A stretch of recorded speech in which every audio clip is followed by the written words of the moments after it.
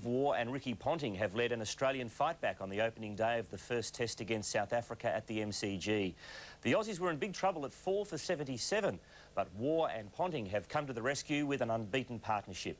A short time ago, Australia was 4 for 171. Perfect weather and a series billed as the World Championship of Test Cricket brought the fans out in force, and they didn't have long to wait to see some action. Opener Matthew Elliott given a life in the first over of the day. Well, there you go. It should have been 1 for none. The left-hander looked like he could make the South Africans pay for their mistake until he once again failed to resist the temptation to hook. And Richardson takes an easy catch. So Elliott's disappointing demise was matched shortly after by skipper Mark Taylor, out for 20 chasing a loose ball from Brian McMillan. Cuts, and he's gone. That's in the last over before lunch, with the Aussies on the back foot, Mark Waugh produced a shot he'd rather forget.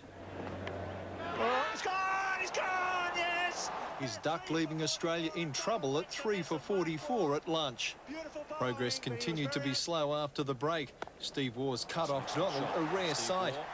The first 3 hours of play producing just 67 runs and battling to keep the fans' attention.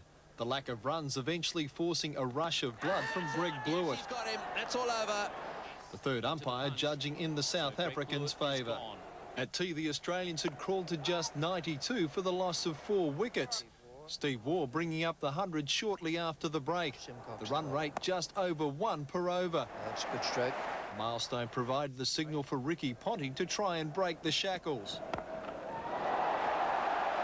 His enthusiasm almost bringing him undone on 19, but there were no such problems for Steve Waugh, once again coming to the rescue with a timely 50. There it goes for Stephen Waugh, another half century. Cordy, 10 News.